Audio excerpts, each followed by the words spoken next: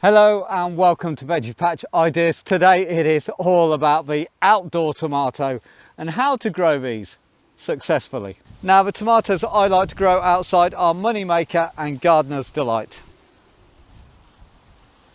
And in my case the tomato seeds were started off early in February in little seed pots like this. Very simple to use. Pop them in and let them germinate, and I'll put the lid on to keep the moisture in, to keep it germinated. And in February I did have to use a heated tray to start these off, and they're a long season plant, so you start them early and they'll keep cropping long into the season. Now we all love growing outdoor tomatoes, but these take a little bit of looking after in, and it's really simple to do. So first of all, you need to make sure the ground is free of weeds, and that involves just using a hoe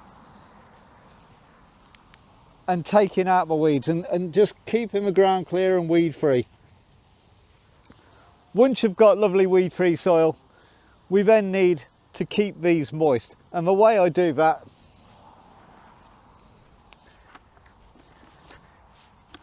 is to add some well rotted manure to the base of the plant,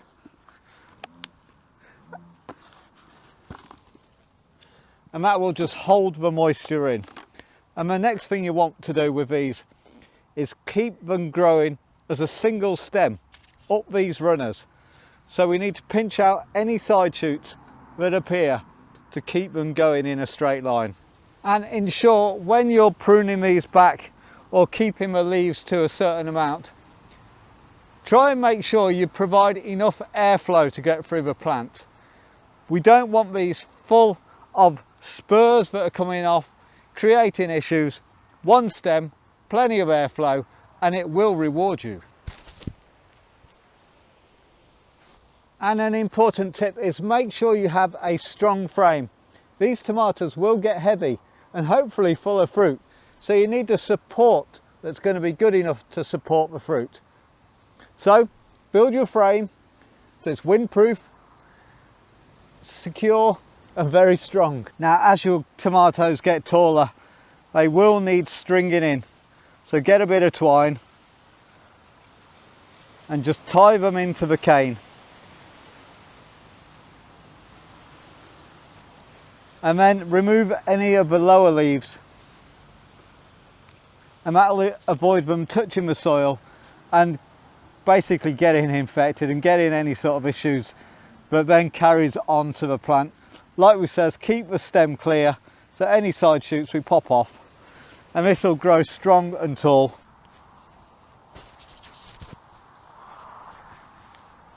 Now we have the area nice and weed free and a mulch around the bottom, we think about watering and feeding the plant.